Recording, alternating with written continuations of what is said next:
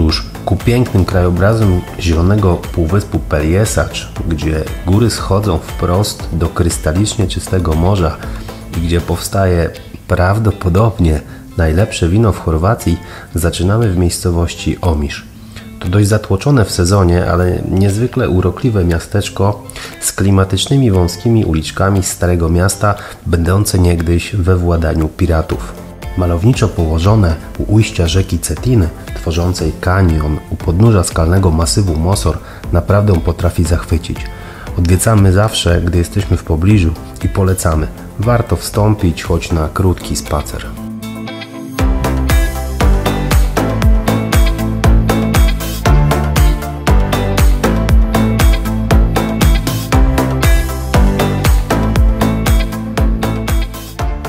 Cel Orebić. Do wyboru dwa warianty drogi, przynajmniej do czasu ukończenia budowy mostu Peljeskiego. Przejazd przez półwysep lub nieco krótszy z przeprawą promową.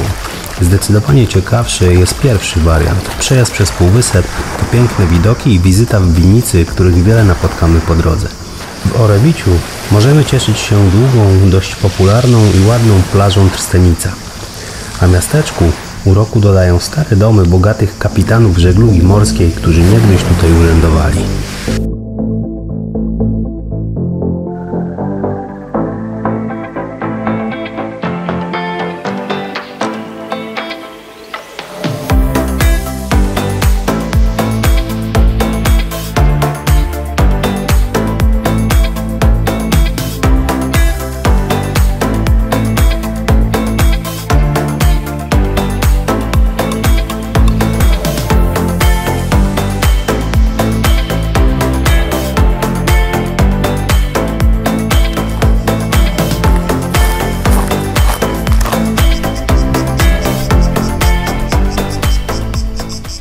Taki gajowy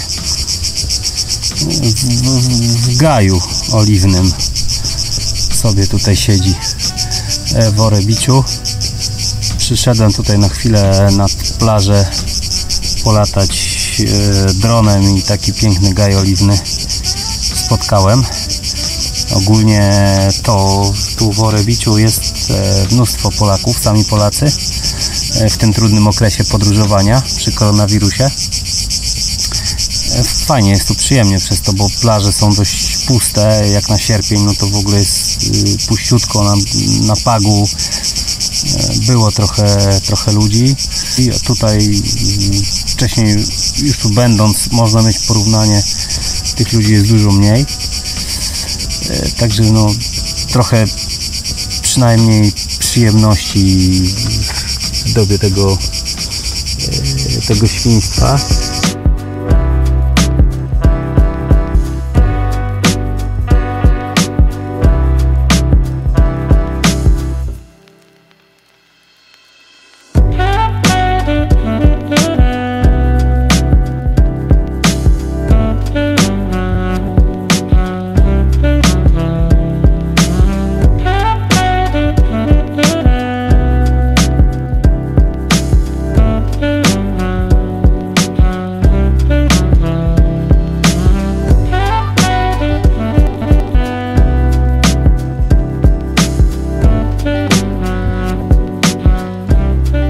Podążamy dalej w poszukiwaniu plaż, odwiedzając po drodze miasteczko Trpań, położone wśród zielonych wzgórz na północnym wybrzeżu półwyspu Pelješac.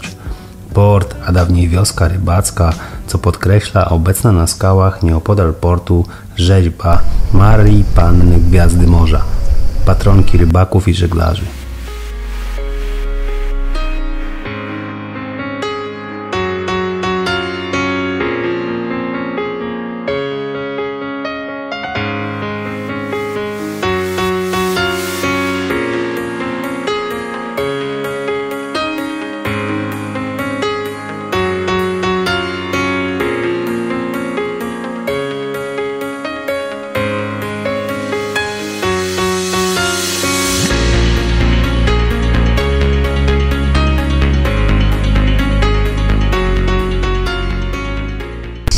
rybę. No. Bo ja widziałam przed chwilą. Plaża Duba. Obok miejscowości Duba Pelješka. na północy półwyspu Pelješac z widokiem na Hvar.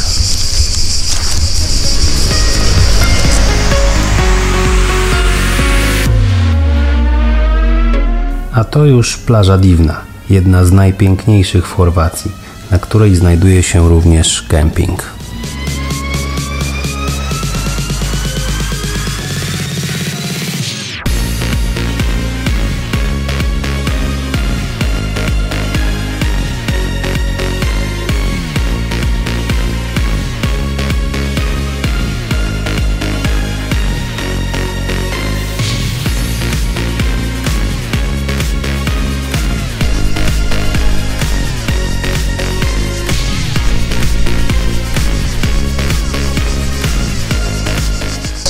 Plaża kamienista, ale jest trochę miejsc takich zacienionych. Jest też tutaj, jak wspomniałem, kemping, bardzo fajnie położony.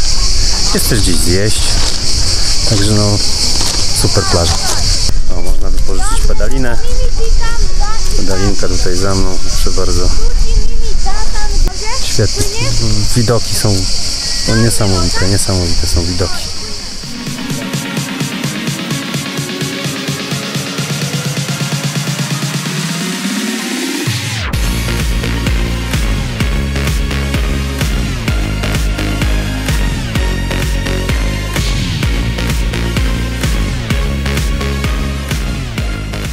Lecimy teraz w głąb półwyspu.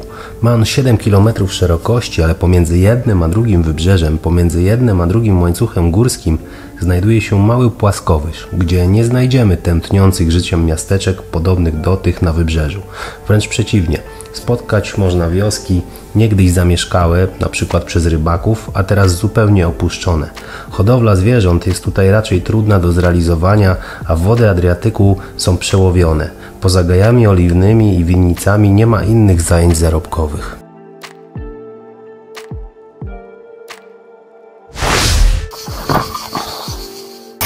Jedna z wiosek na półwyspie Pelješac wygląda na w większości opuszczoną. Sporo tutaj takich domów właśnie, które lata świetności mają już dawno za sobą.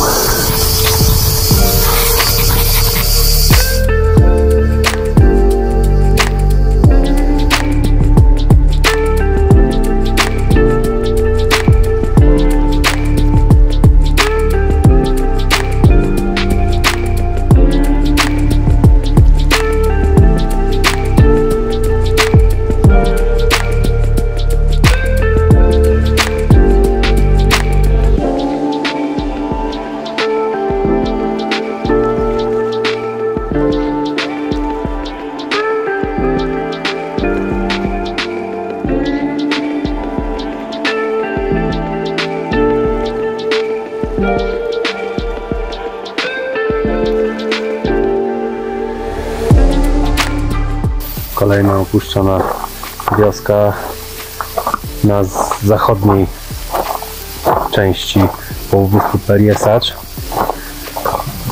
w pobliżu miejscowości Vigań. Tutaj dużo kotów, być może nawet ktoś tutaj mieszka. Jeden dom jest taki wyglądający na zamieszkały, ale nikogo tutaj nie widziałem.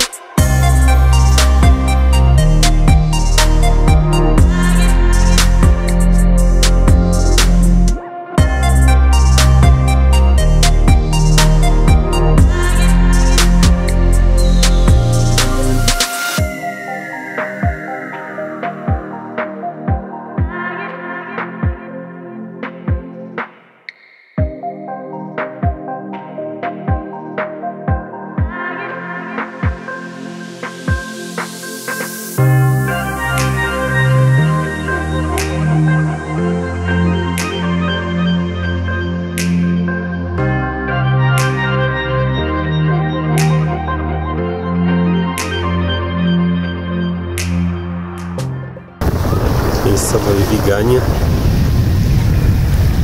Nadal półwysep Peliesacz, tylko w stronę już krańca, w stronę Lowiszte. Tam widok na Korczulę.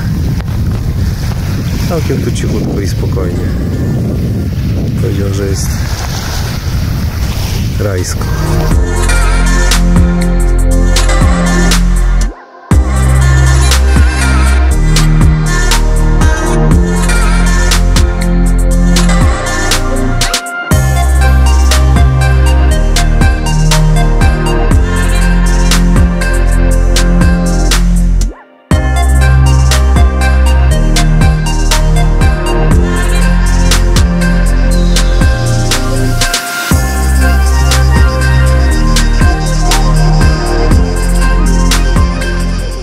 Ale widać prom płynący na Korczulę. Korczula jest o tutaj.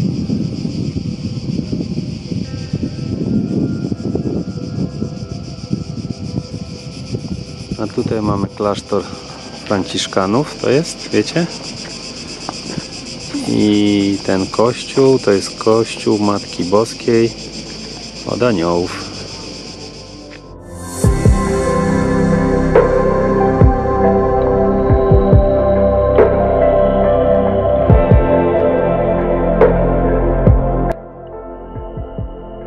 Klasztor wzniesiony został u podnóży Góry Świętego Eliasza, najwyższej góry półwyspu, mierzącej 961 metrów nad poziomem morza.